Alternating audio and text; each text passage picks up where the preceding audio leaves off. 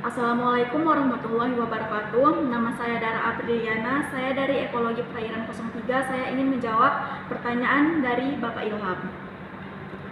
Jadi soal yang pertama adalah daerah mangrove dan pertambakan ikan sama-sama diperlukan bagaimana jalan tengahnya.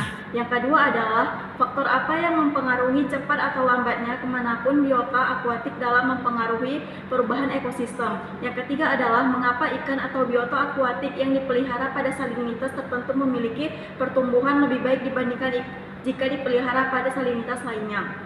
Jawabannya adalah mangrove adalah tumbuhan yang hidup di muara sungai, daerah pasang surut, serta tepi laut. Mangrove sangat penting bagi wilayah pesisir karena kemampuannya menjaga keberlangsungan populasi ikan, udang, kerang, dan lain-lain. Mangrove merupakan tempat menyenangkan untuk perkembangbiakan dan pembesaran beberapa spesies hewan. Kemudian tambak adalah kolam pembuatan yang berada di daerah pantai yang diisi air dan dimanfaatkan sebagai sarana budidaya perairan. Hewan yang dibudidayakan adalah hewan air, terutama ikan. Tambak biasanya dihubungkan dengan air payau dan air laut.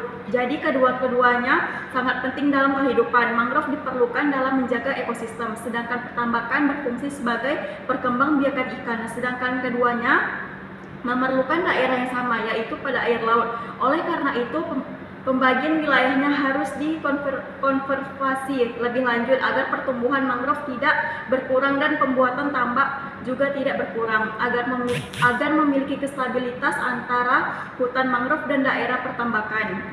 Yang kedua adalah ekosistem adalah suatu sistem ekologi yang berbentuk oleh hubungan timbal balik tak terpisah antara makhluk hidup dengan lingkungannya. Ekosistem bisa dikatakan juga suatu tatakan kesatuan secara dan menyeluruh antara segenap unsur lingkungan hidup yang saling mempengaruhi. Ada beberapa faktor yang dapat mempengaruhi cepat atau lambatnya kemampuan ikan dalam perubahan ekosistem. Yang pertama adalah antara biota akuatik dengan biota akuatik itu sendiri, yaitu dalam proses kawin saling perkawinan, silang ini merubah suatu ekosistem karena akan terdapat biota akuatik di dalam perairan. Yang kedua, pengaruh rantai makanan, yaitu apabila terjadi perubahan rantai makanan dalam suatu ekosistem perairan.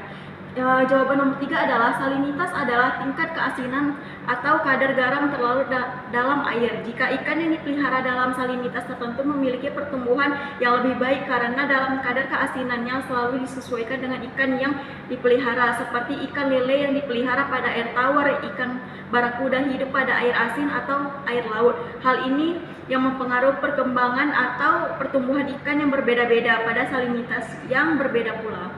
Sekian saya ucapkan, terima kasih jika saya ada salah dalam berkata. Saya mohon maaf. Assalamualaikum warahmatullahi wabarakatuh.